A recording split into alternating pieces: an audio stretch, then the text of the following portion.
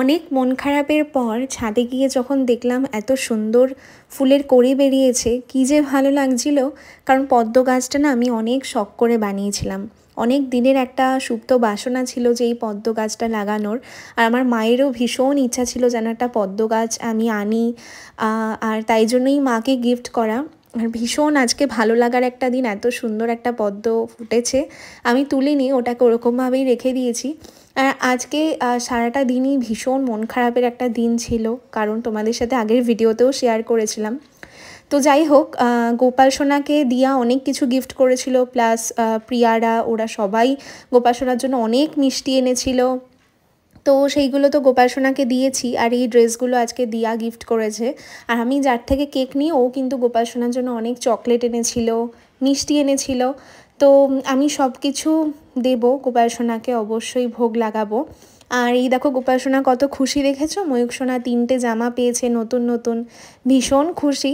আর আগের দিনকে দিয়া এই গোপাল সোনার জন্য অনেক কিছু নিয়ে এসেছিলো, মিষ্টি থেকে শুরু করে অনেক কিছু। আর প্রিয়ারাও অনেক মিষ্টি নিয়ে এসেছিলো, ওদের মিষ্টিগুলো আমি আগের দিনই দিয়েছিলাম। আর পরের দিনকে এই দিয়া যেইগুলো এনেছিল সেগুলোই নিবেদন করেছিলাম ভগবানকে। ভীষণ ভীষণ খুশি হয়েছে গোপাল সোনারা, তাদের মিমিরা তাদের জন্য এত গিফট নিয়ে এসেছে, জামা, এত মিষ্টি, এত খাওয়ার সমস্ত কিছু নিয়ে এসেছে। গোপাল সোনারা তো ভীষণ ভীষণ খুশি। আর তোমরা জানো বন্ধুরা, আজকে হলো ঝুলন যাত্রা। ঝুলন যাত্রা হলো কিন্তু রাধাকৃষ্ণের প্রেম এবং আবেগের একটা উৎসব। হিন্দু ধর্ম এবং বৈষ্ণবদের কাছে কিন্তু ঝুলন একটি গুরুত্বপূর্ণ উৎসব। আর ঝুলন যাত্রা আমি প্রত্যেক বছরই করি আমার গোপাল সোনাদের সাথে। আমার তো রাধারানী নেই, তাই জন্য গোপাল সোনাদের সাথে আমি কিন্তু ঝুলন যাত্রা পালন করি এই দিনগুলো। আর আমার তো রাধাকৃষ্ণ নেই, তাই জন্য আমি গোপাল সোনাদেরকে প্রথমে আমি অভিষেক করিয়ে নিলাম। তোমরাও যারা বাড়িতে তোমাদের গোপাল সোনারা আছে তাদেরকে আগে করে অভিষেক করিয়ে নেবে। আর রাধাকৃষ্ণের প্রেমলীলাকে কেন্দ্র করেই কিন্তু বৃন্দাবন ধাম এবং মথুরা, নবদ্বীপ, মায়াপুর বিভিন্ন স্থানে কিন্তু এবং দেশের বিভিন্ন বাইরেও কিন্তু এই উৎসব কিন্তু পালন করা হয়। ভক্তিমূলক গান, নাচ এবং উৎসবের বিশেষ অঙ্গ কিন্তু এই ঝুলন যাত্রা। একাদশী তিথি থেকে শুরু হয় এবং পরবর্তী পূর্ণিমা তিথিতে কিন্তু শেষ হয়ে যায়। মানে আজকে 16ই আগস্ট, আজকে একাদশীর দিন থেকে শুরু হলো এবং পরবর্তী যেই পূর্ণিমা তিথি আছে 19শে আগস্ট, মানে রাখি পড়েছে যেই দিনকে, সেদিনকেই কিন্তু এই ঝুলন যাত্রা শেষ হয়ে যাবে। আর আগেরবার জন্মাষ্টমীতে আমি একটা দোলনা গিফট পেয়েছিলাম, আমার একজন দিদি ফেসবুক থেকে পাওয়া ওই দিদি এই দোলনাটা গিফট করেছিল। তো এই দোলনাতে তো আমার বাকি গোপালেরা তো সবাই খুব বড় বড়, ওদের তো বসানো যায় না। তাই আমার এত মাটির গোপালের মধ্যে সবথেকে প্রিয় মাটির গোপাল তোমরা যদি বলো, তাহলে এই মাটির গোপালটা কিন্তু আমার ভীষণ ভীষণ প্রিয়।